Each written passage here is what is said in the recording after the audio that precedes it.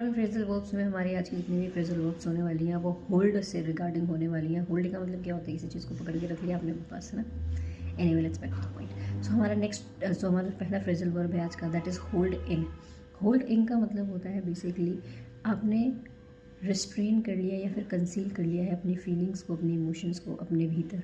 आप मतलब बेसिकली चाहे वो हंसी है आपकी, चाहे वो गम है आपका, चाहे आपके आंसू हैं, चाहे किसी भी तरीके का कोई भी इमोशंस है, बेसिकली आपने अपने दिल में दबा के रख लिया। आप किसी को नहीं बताना चाहते हो। You basically you hold in your emotions basically, ठीक है, छुपा लिया। हमारा नेक्स्ट फ्रेजल वर्ब है आज का, that is hold back. It has two meanings. पहला मीनिंग तो होता है कि आपने अपने फीलिंग्स को, अपने इमोशंस को रोक दिया है बहने से, या फिर वो फीलिंग्स भी हो सकती है, वो इमोशंस भी हो सकते, कुछ भी हो सकता है। पहला मीनिंग तो ये होता है होल्ड बैक का। और दूसरा मीनिंग होता है होल्ड बैक कि आपने किसी की प्रोग्रेस को रोक दिया है, ठीक है। हमारा नेक्स्ट फ्रेजल वर्ब है आज का, that is hold down. It has three meanings. पहला तो मीनिंग होता है होल्ड डाउन का, डाउन आ रहा है, डाउन का मतलब होता है नीचे, है ना।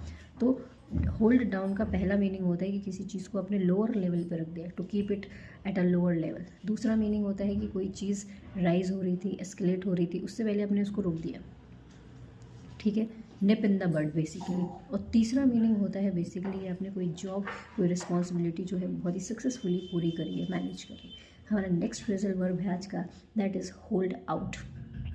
होल्ड आउट का मतलब होता है बेसिकली आपने जो है आप डिफ़िकल्ट टाइम में जो है बहुत ज़्यादा सस्टेन कर रहे हो, बहुत हिम्मत के साथ जो है डिफ़िकल्ट टाइम को फेस कर रहे हो, चैलेंजिंग टाइम को। हमारा नेक्स्ट फ्रेजल वर्ब है आज का, that is hold on. Hold on का मतलब होता है बेसिकली, कई बार कोई हमारा फ्रेंड आता है और वो जल्दी जल्दी बोलने लगता है तो हम बोलते हैं ना, होल्ड ऑन, रुक जा रुक जा रुक जा रुक जा रुक जा। तो पहला मीनिंग तो होल्ड ऑन का यही होता है कि basically to wait for something, wait for some time, sorry. और दूसरा मीनिंग होता है कि किसी चीज़ को आप लगातार करते चले जा रहे हो, ठीक है। हमारा नेक्स्ट फ्रेजल वर्ब है आज का, that is hold up. Hold up का मतलब होता है, देखिए इसके तीन मीनिंग होते हैं।